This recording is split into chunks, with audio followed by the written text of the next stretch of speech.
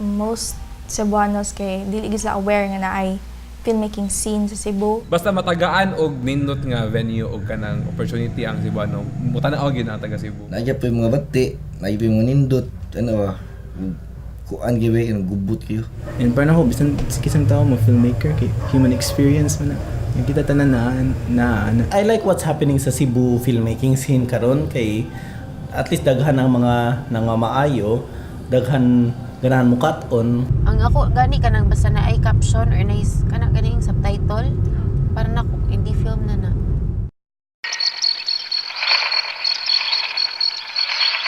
Na-conceptualize ang Binisaya na around mga 2009 na ako sa Cebu ato gikan tapos Manila ba. Kay nimbalik ko para tiwason na mo ni Remton ang kaning One Init kay submit na mo sa Osaka Film Festival.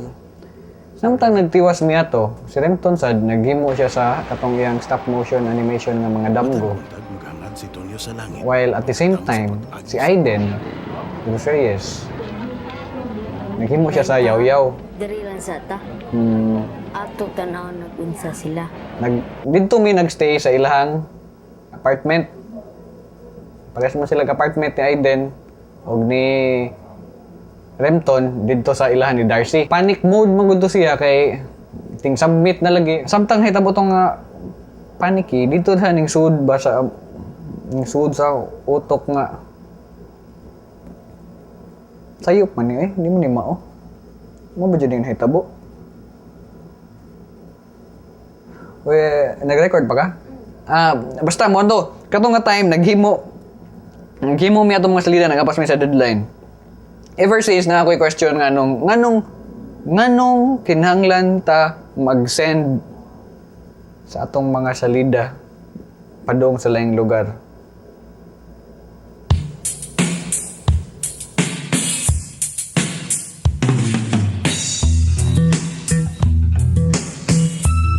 After atong mga events, festival nga among gisabitan,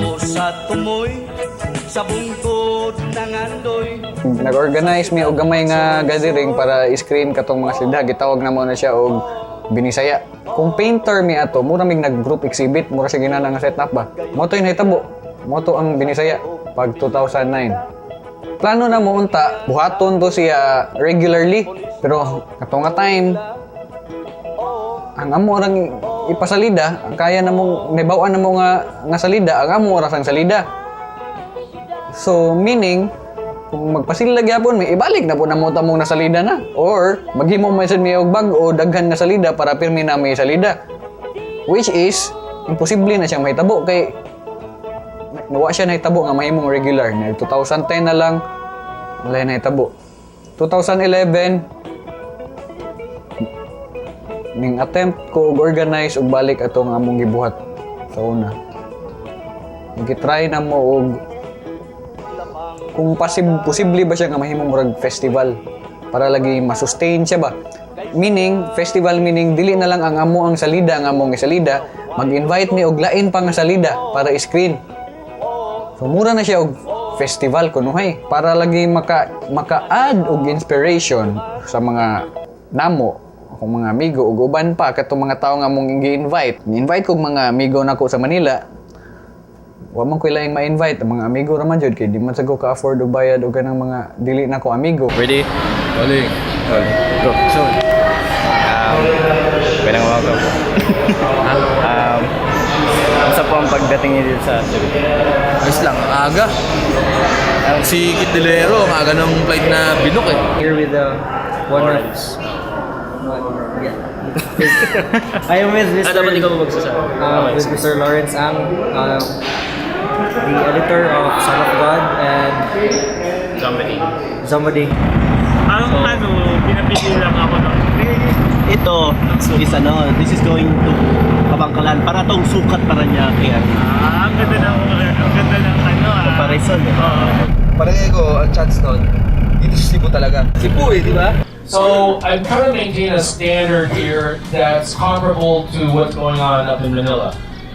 Now, when some local filmmakers approached me about this particular film festival idea, and we've rejected a lot of other things, I immediately jumped at the opportunity to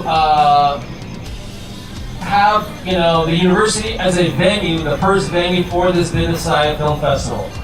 And the reason I jumped at it is because it came from the grassroots. It came from the filmmakers themselves in the community. There's nobody holding their hand. For me, that's a first, because for people to actually start taking action, taking the time to actually do the organization, it's a thankless job. I wanted to do our part, to support it. So the university is completely behind this program. It's a great program, and we hope to build on it and partner with Vinisaya in the future for more events.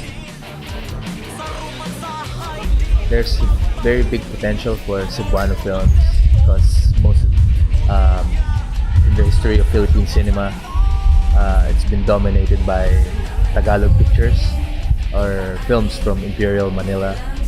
I think films from Cebu, and because the minds are fresh here, they're not tainted by commercialism, and they're not intimidated by critics.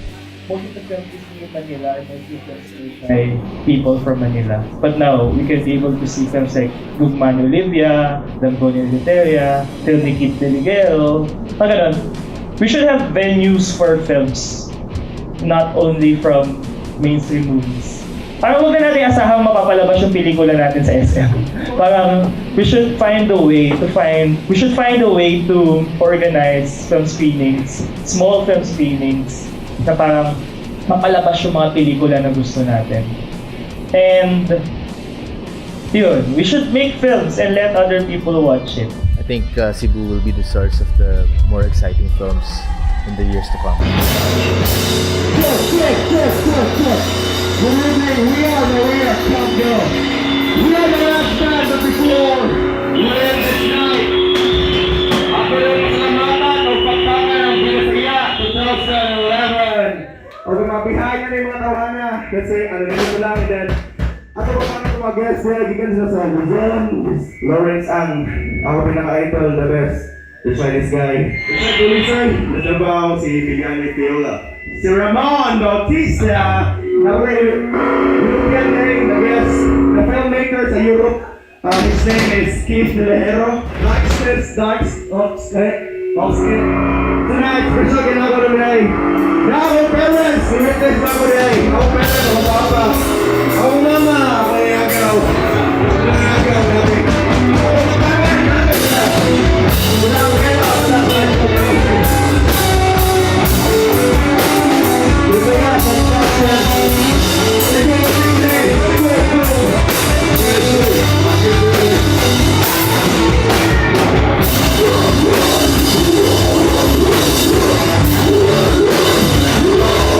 From 2011, nasundan siya og 2012. Sa 2012, nakakuha mi og grant sa NCCA.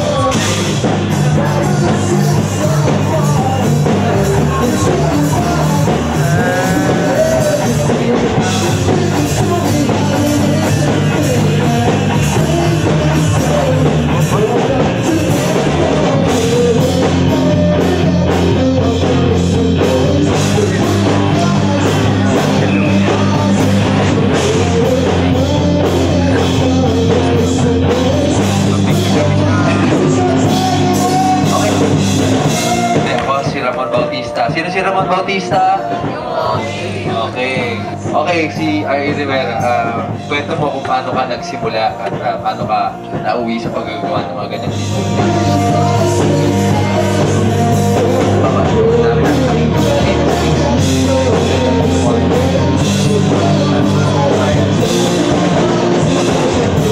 Na-friendzone ka, meron din dyan, mahilig sa bakit.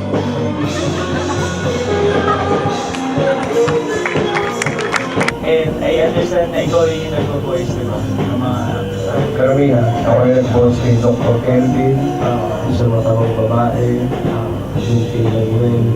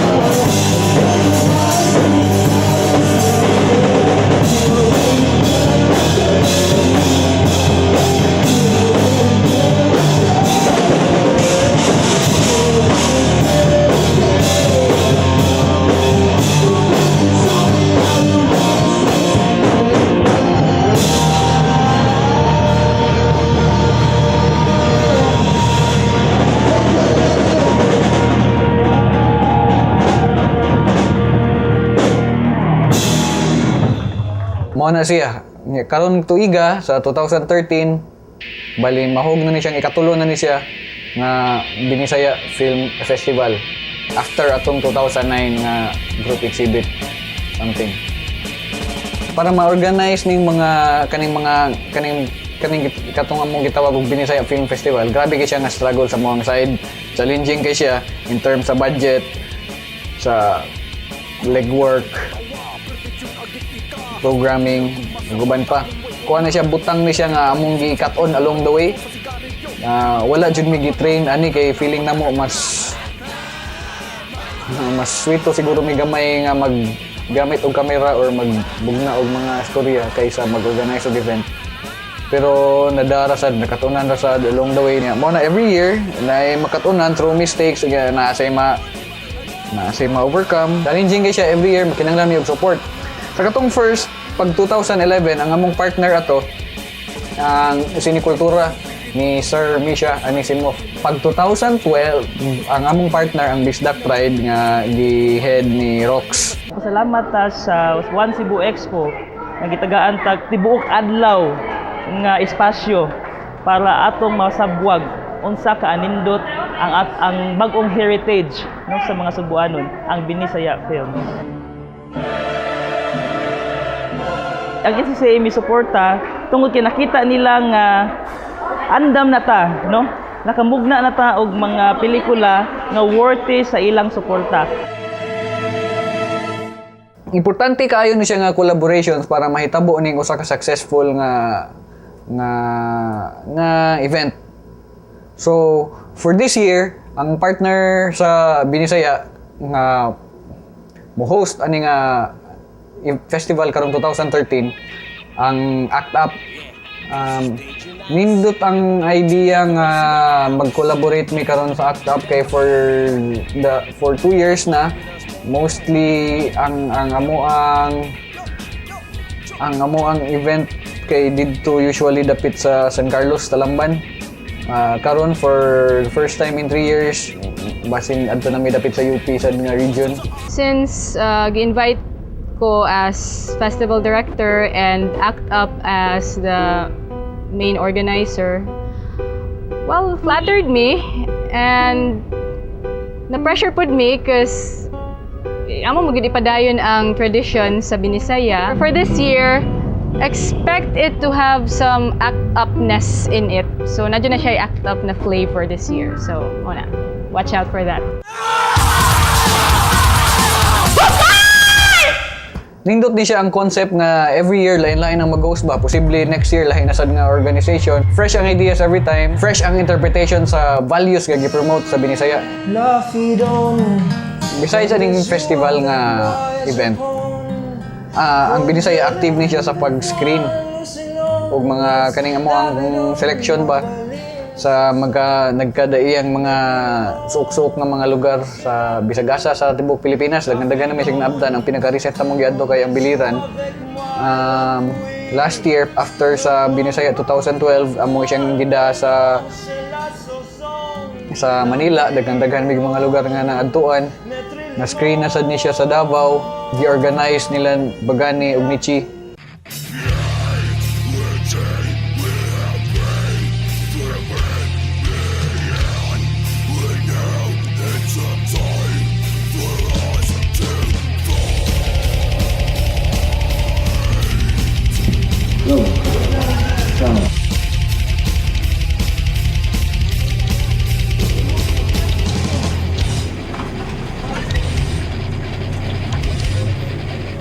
Mao na siya ang agenda sa Binisaya ba nga i-spread ang waves sa mga salida nga gihimo sa mga taga Cebu. Apil na ako mga amigo, ang katong dili kay nako amigo nga na amigo nako, mga inana ba sa tanan.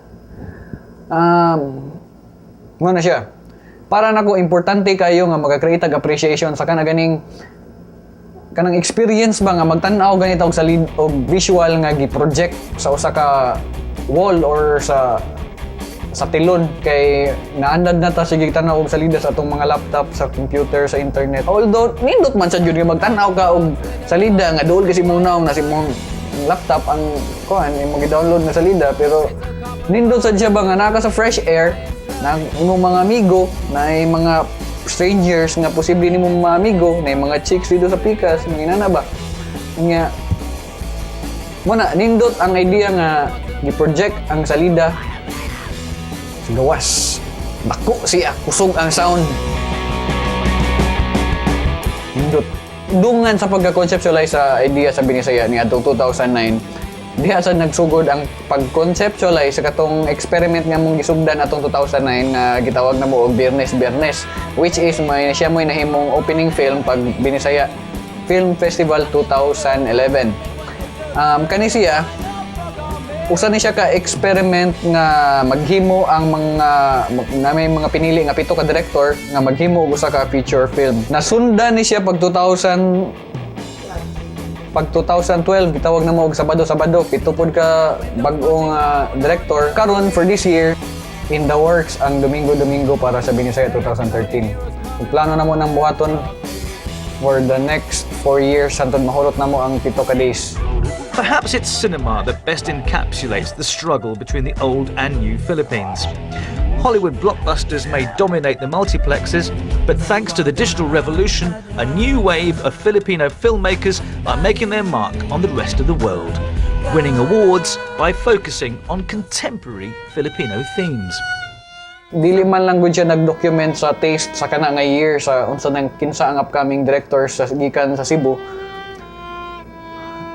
Together nag-document siya sa mga bag-ong techniques nga gipang-apply sa mga promising directors, sa mga bag-ong technology sa paghimo sa salida. Mo na nindot siya tan-awon ba sunod gani nga unsa may nahitabo atong 2010, 2011 is to 2015. Nindot na siya. Unya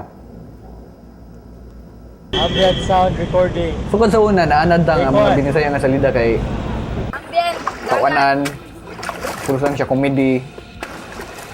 May mga tao nga bunguton, mga gani, magkatawa ta pirmi.